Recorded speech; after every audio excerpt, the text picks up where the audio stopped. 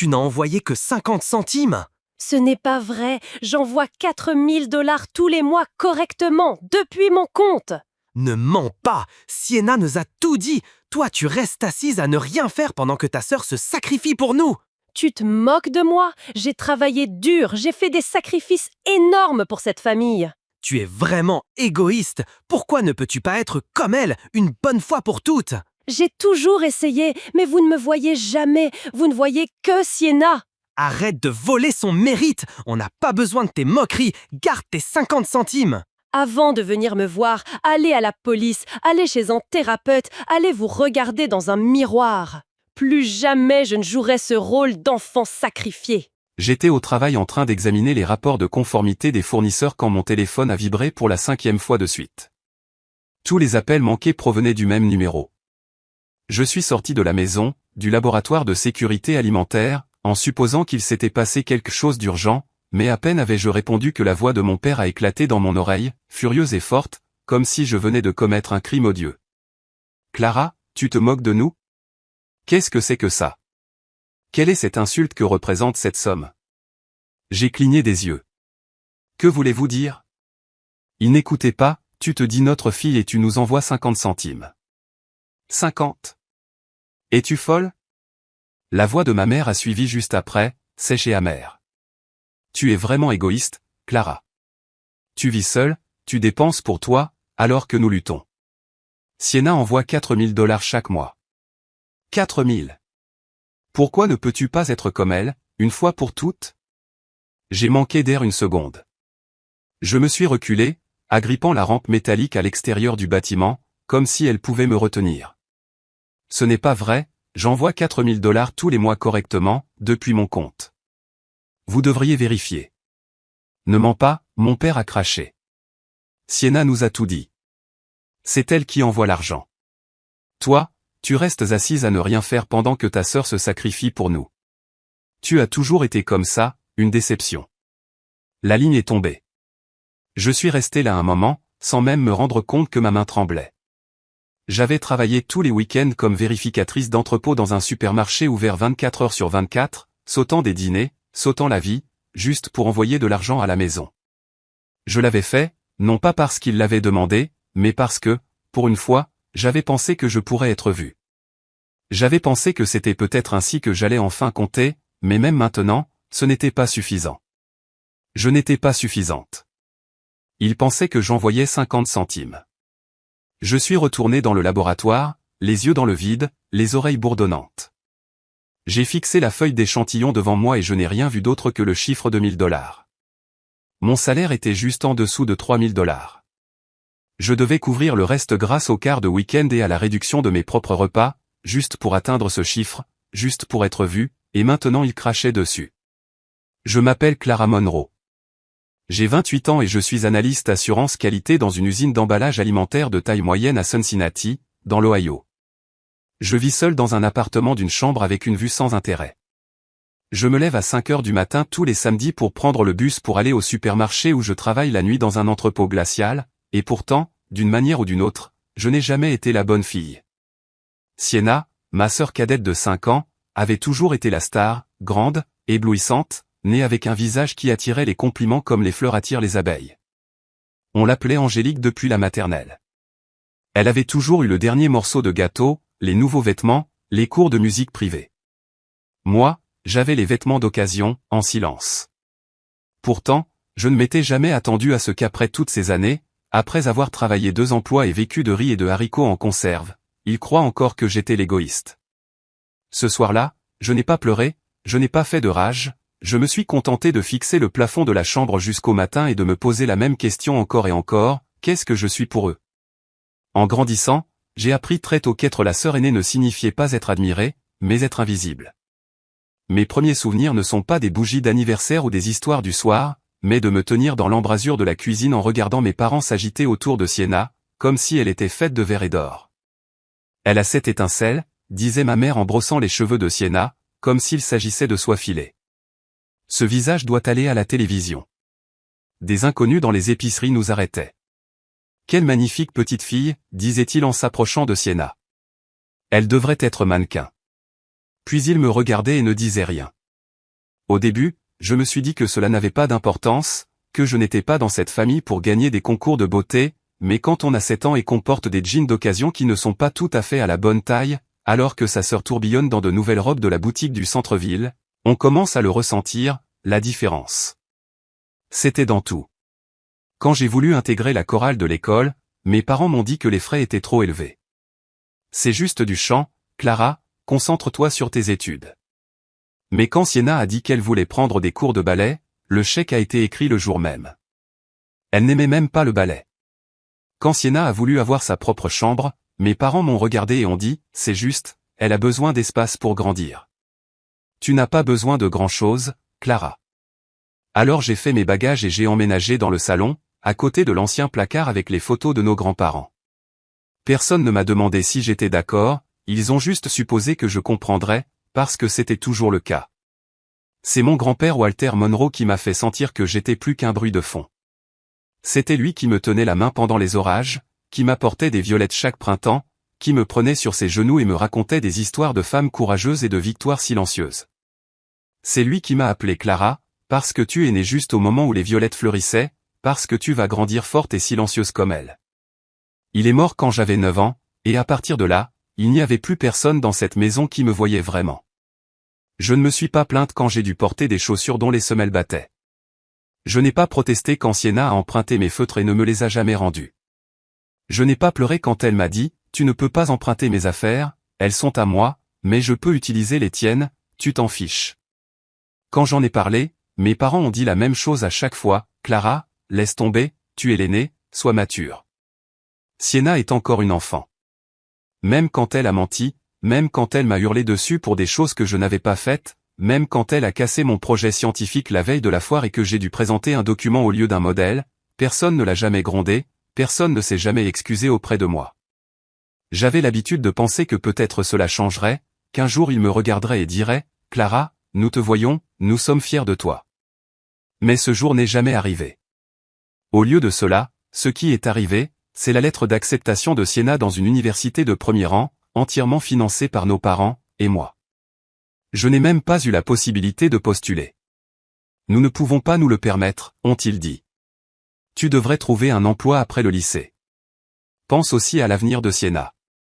Il n'était pas pauvre, pas vraiment, mais quand il s'agissait de choisir entre nous deux, il savait toujours qui méritait le plus, et ce n'était jamais moi. J'avais 21 ans quand j'ai déménagé. Ce n'était pas par rébellion, c'était une question de survie. J'ai commencé à travailler dans une entreprise d'emballage alimentaire à 3 arrêts de train de la maison et, bien que le salaire ne soit pas terrible, je pensais que si je restais à la maison quelques années, je pourrais économiser suffisamment pour retourner à l'école ou simplement respirer, mais même après le lycée, rien n'a changé. J'étais toujours la pré-pensée, toujours celle qui devait attendre pour prendre une douche, toujours celle qui mangeait seule si Sienna était de mauvaise humeur, toujours celle à qui l'on s'attendait à s'écarter quand sa voix devenait plus forte.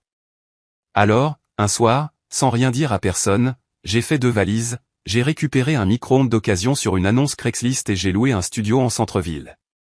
Il était petit, il y avait des courants d'air en hiver, le chauffe-eau cliquait comme s'il avait de l'asthme, mais c'était le mien. Vivre seul était la première fois que je me sentais en paix. Je voyais mes parents de temps en temps, lors d'anniversaires, de fêtes, parfois même pas ça, mais j'appelais toujours, j'envoyais toujours des cartes, je me souvenais toujours des anniversaires. Peut-être que je pensais que ce serait suffisant pour prouver que je me souciais toujours. Puis est venu l'appel téléphonique de Sienna. Elle semblait différente, moins performative, peut-être même sincère. J'ai réfléchi, dit-elle. Maman et papa nous ont tout donné. Je veux commencer à redonner. Je suis restée silencieuse. Elle a continué, la voix inhabituellement enthousiaste. Nous devrions envoyer de l'argent, Clara, un merci, juste $4000 par mois entre nous deux. Enfin, je vais couvrir la majeure partie, je gagne plus que toi, mais je pensais qu'on pourrait le faire ensemble. $4000, c'était plus que ce que je payais en loyer et en nourriture réunis. J'ai hésité. C'est beaucoup, Sienna. Elle a gloussé. Le mannequinat rapporte bien, tu sais. J'ai aussi fait quelques boulots d'influenceuse. Et de toute façon, je pense que maman et papa seraient très touchés.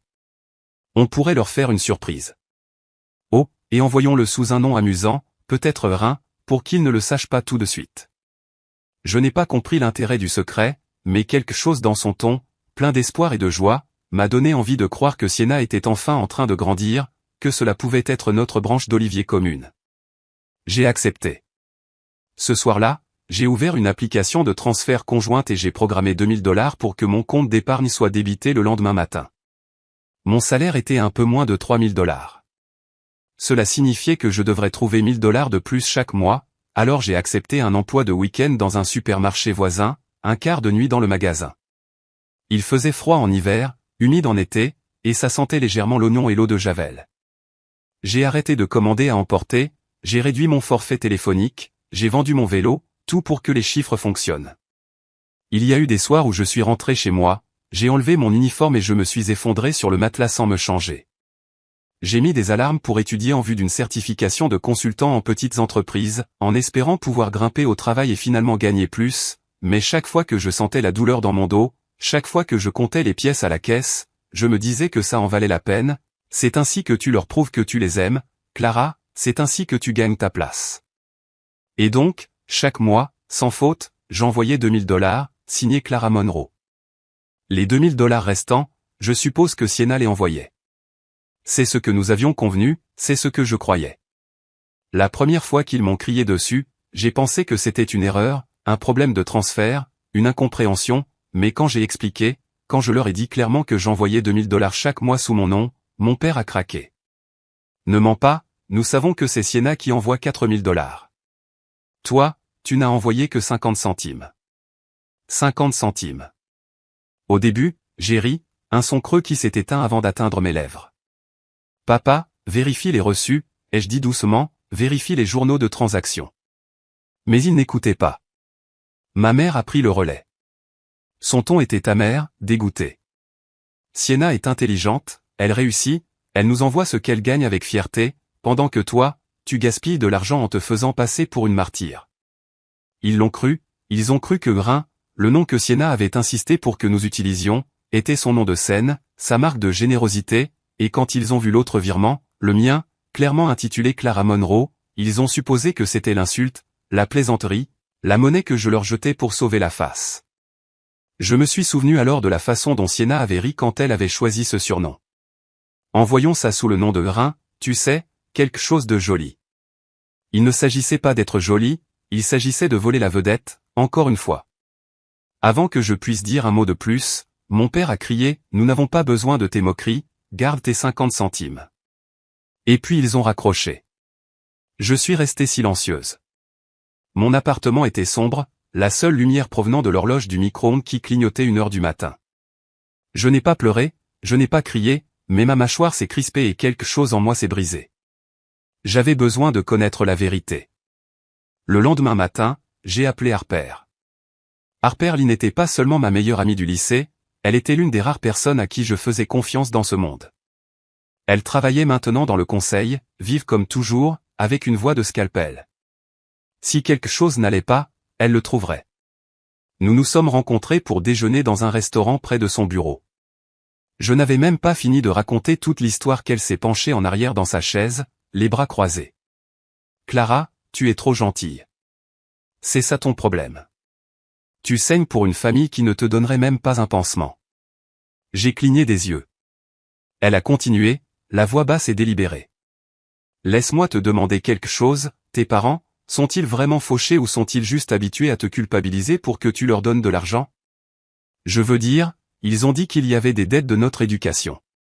Harper a ricané. Tu n'as même pas fait d'études supérieures. Sienna a obtenu le diplôme, les nouveaux vêtements, la chambre pour elle seule.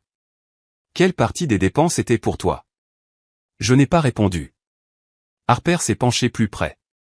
Sais-tu seulement ce que Sienna fait de son argent ou si elle en gagne seulement? Les mots sont restés dans mon estomac comme de la glace. Plus tard dans la nuit, Harper a rappelé, sa voix était plate. J'ai posé des questions. Sienna n'a pas de vrai boulot, juste des restes de catalogue en ligne. Elle publie des photos rétro de vieilles séances pour faire croire qu'elle travaille et écoute ça. Quelqu'un m'a dit qu'elle disait à ses amis, ma sœur me soutient, je n'ai même pas besoin de travailler à temps plein. Aussi, a ajouté Harper, ton père, il ne travaille pas à temps plein, on l'a vu dans ce casino louche en dehors de la ville et ta mère, elle se vante de son nouveau sac de créateur, Gucci, je crois. Tout à l'intérieur de moi brûlait.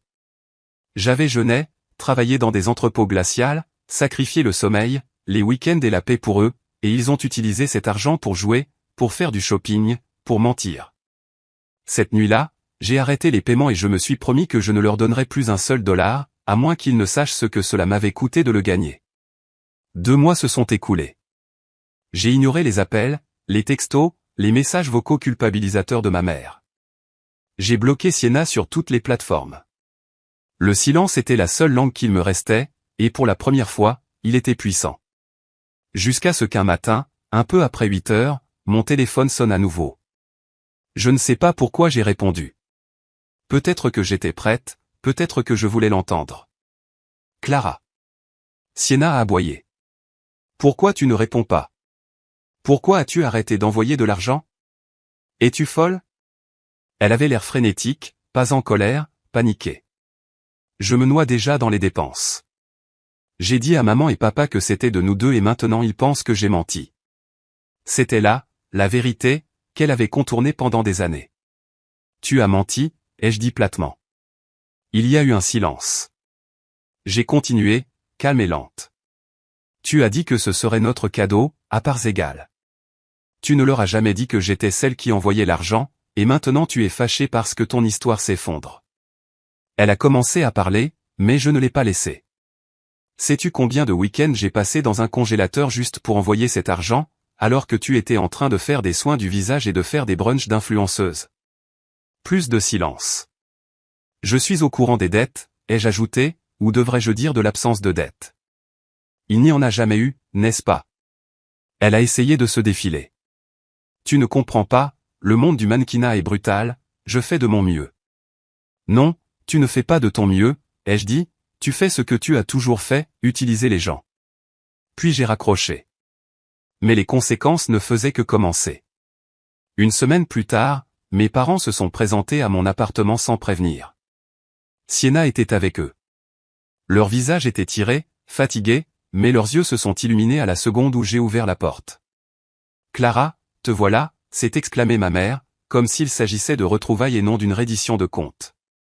Nous essayons de te joindre, a ajouté mon père. Nous avons besoin de ton aide, juste un peu. Pour nous sortir de cette mauvaise passe. Sienna se tenait derrière eux, les lèvres tremblantes. S'il te plaît, j'ai fait une erreur, je pensais pouvoir y arriver, je pensais que la nouvelle agence était réelle. Je l'ai regardée fixement. Quelle agence? Elle a baissé les yeux, puis tout s'est déversé. Sienna avait été repérée, pensait-elle, par une agence de talent haut de gamme à New York. Il lui avait promis un rôle principal dans un film indépendant et un contrat si elle pouvait payer des frais d'investissement d'entrée. Alors, naturellement, elle a demandé de l'aide à nos parents. Mon père a renoncé à son fonds de retraite anticipé, ma mère a contracté un prêt personnel, Sienna a transféré l'argent, puis le silence. Personne de l'agence n'a jamais rappelé, pas de contrat, pas de contact.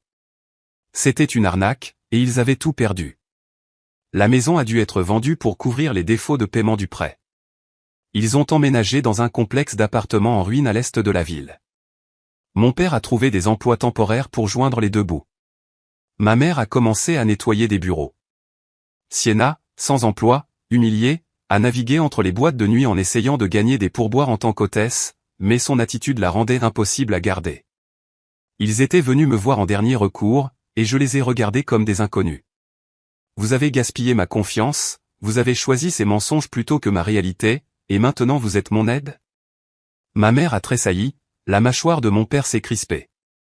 Sienna a murmuré, s'il te plaît, Clara, nous n'avons personne d'autre. Je les ai fixés pendant longtemps, puis j'ai dit sans ciller, avant de venir me voir, allez à la police, allez chez un thérapeute, allez devant le miroir. Et puis, pour la 2e fois cette année, j'ai fermé la porte devant leur visage.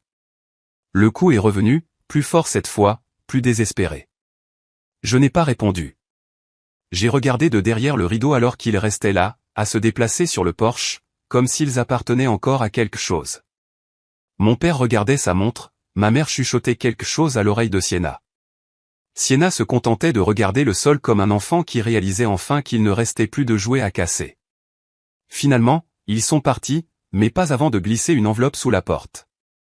À l'intérieur, il y avait une seule feuille de papier, écrite à la hâte.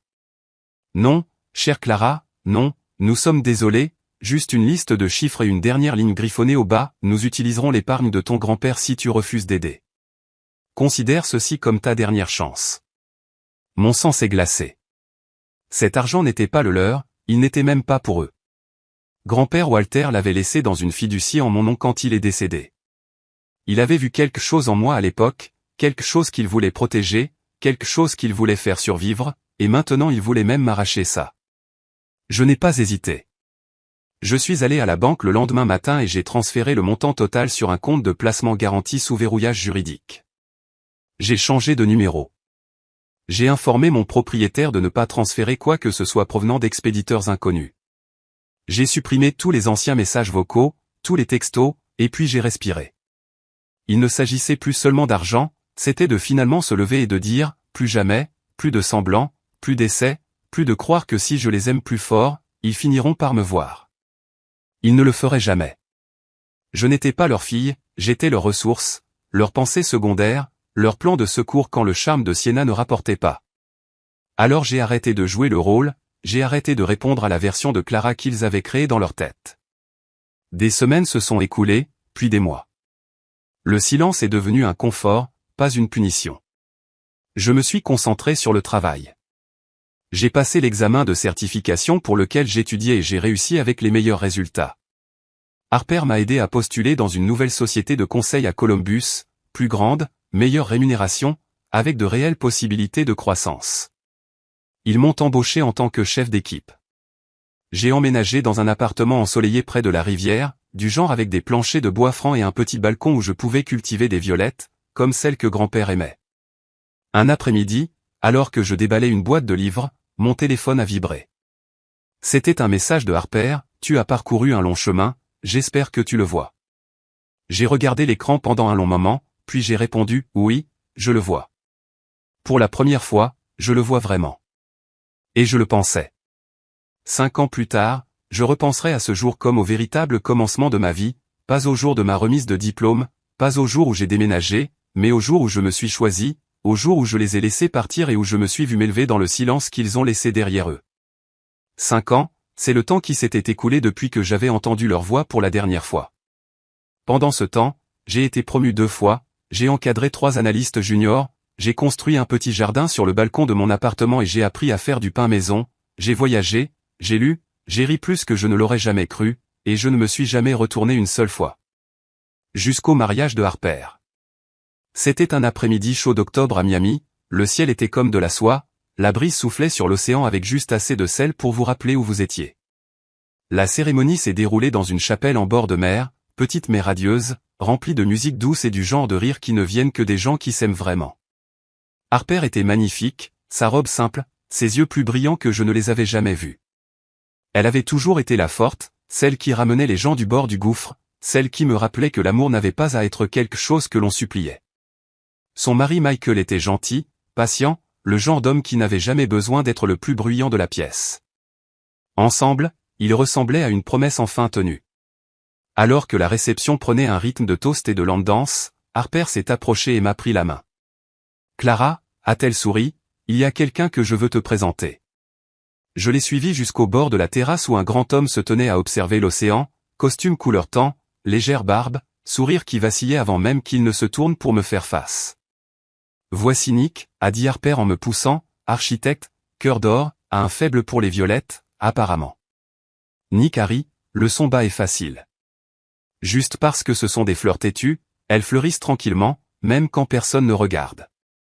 J'ai haussé un sourcil. Ça sonne familier. Il m'a regardé et je jure que pendant un instant, j'ai eu l'impression que le monde s'était arrêté. Nous avons parlé le reste de la nuit de livres, de villes, de la façon dont le Midwest vous apprend à tenir le silence comme une armure, de la façon dont parfois, laisser sa famille partir est le seul moyen de construire la sienne. Il ne m'a pas demandé ce qui s'était passé, et je ne l'ai pas dit. Certaines choses n'ont pas besoin d'être expliquées pour être comprises. Plus tard, alors que la soirée s'estompait dans la lumière des bougies et que le DJ a commencé à jouer du jazz doux, je suis sorti sur le balcon, seul. Le ciel s'étendait large, sans nuages, infini, le genre de ciel que grand-père Walter aurait adoré. J'ai fermé les yeux. Es-tu en train de regarder, grand-père, ai-je chuchoté. Ta Clara va bien maintenant. Je suis en fleurs. Comme tu l'as dit, j'allais le faire. Quelque part au loin, une cloche a sonné doucement. J'ai souri. Peut-être que ce n'était pas de la vengeance, peut-être que ce n'était que de la liberté.